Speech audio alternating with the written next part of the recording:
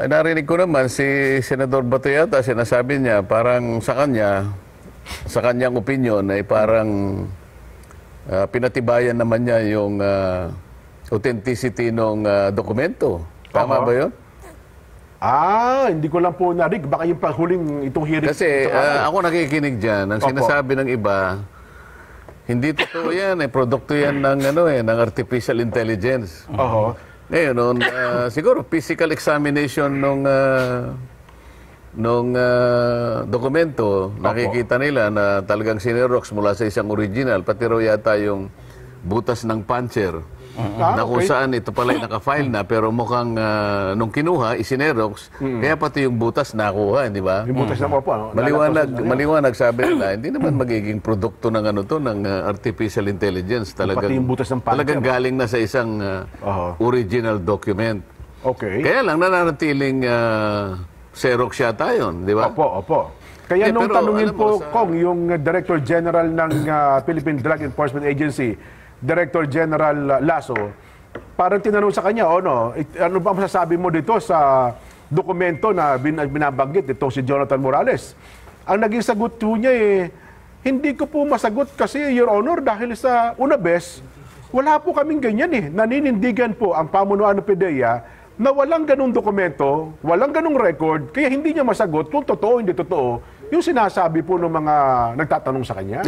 Base naman doon sa mga pagtatanong sa kanya, pinatibayan niya, yung mga sasakyang nakapirma, nakalagay doon mga sasakyan nga nila yun. Ayun na nga po, yung mga ginamit na vehikulo. Kaya nga, merong parang may mga basihan na pwedeng mapagsaligan na merong katotohanan yung binabanggit, hindi nga lang natuloy. Ayun. Ngayon, kung sasabihin niyang wala yun, ayun lang mga pwede niyang gawin. Opo. Na wala. Saan ang galing ito kung wala? Kung walang pinag-xerox na original, saan ang galing ito? Gayong pinatibayan ng chairman na, ako kanya kinikilala ko na totoo itong... May dokumentong ganun. May dokumentong ganun. Ang problema nga lang, hindi na, isa sa paraan kasi sa pag-authenticate ng dokumento na sa ngayon ay parang secondary evidence pa lang, kailangan mapagkumparahan Ayun. Pagkatapos lahat ng mga tao na may kinalaman doon, tatawagin mo. May pirma itong, kunyari may pirma ang report na yon. Opo. Ito pangalan nito ang pangalan ay Nelson Lubao nakalagay. Ayan. At merong pirma sa taas ng Nelson Lubao. Ikaw ba ang pumirma nito? Opo kanya. So ma-authenticate. Ayun. Kahit nasa Xerox copy ngayon, totoo ito, in-authenticate niya kinilala. Pero natatandaan ko po yan. Sinong nag-type niyan? Ito pong si ganito, patatawag niya. Natatandaan mo ba na ikaw ay natatandaan ko nga po yan, ako po nag-type niyan. Sa mga tweet, ma-authenticate mo ngayon yan. Ayun. Ngayon, kapag hindi nalagay doon sa isang authenticated na kalagayan, yung dokumento na yon, hindi siya maaaring pasimulan ng isang makabuluhang Investigation. pag-iimbestiga pa. Ayun. Well, dapat pala yun munang unang ginawa. Yun ang Habang ako po nakikinig sa inyo pong mga investigasyon, naiipit po kanya si Morales na ang pinanggalingan po lahat ng kanyang mga pinagsusulat dyan at report na yan, ako po. Ayun. Kaya ako po inakonsensya. Nako. At napilitan po akong lumitaw ngayon. Bahala na po kanya.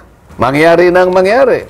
Nako. Tatayo po ako talaga para panindigan ko na yan pong nakasulat dyan ay sa akin po galing. Ibang usapan yun, Jen. Ayun. Well, Kaya problema ko, may history na si Morales Mayroon na nga para raw. siyang isang usual witness.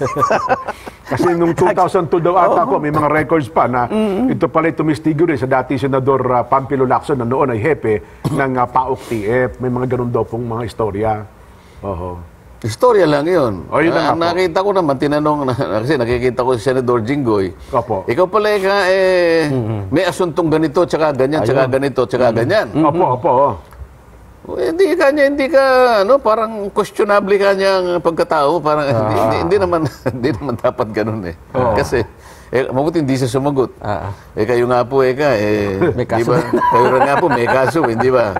Ibig sabihin, pareho po tayo ng kalagayan. Baka nga mas ano pa po kayo Kasi ako po, nilalaban ko pa, pero kayo may tapos na po yata. Meron po yata kayo. Hindi ba? Mabuti nga, hindi ganun ang sinagot Pero magaling talaga magsalita kasi si Morales. Hindi pwedeng ganun. Hindi pwedeng ganun. Kahit na, alam mo, kapag ikaw ay wala pang conviction o hindi pa napatutunayan, mananatili yung presumption ng innocence. Ganun ang presumption natin Mananatili yung presumption of innocence until proven otherwise. Ayan. Kapag na-prove ka na-convict ka, so dun lang mawawala yung innocence. Pero habang wala at di na-establish yun, nananatili kang walang kasalanan. Huwag mong hatol ng yung kapwa. Baka sila At sabi pa, sa yung Supreme Court nga, pagka pinag-uusapan naman ay karapatan, kahit na the most despicable criminal is entitled to due process. Yes. Yung criminal na yun, Totoo po. convicted na yun. Due process pa rin.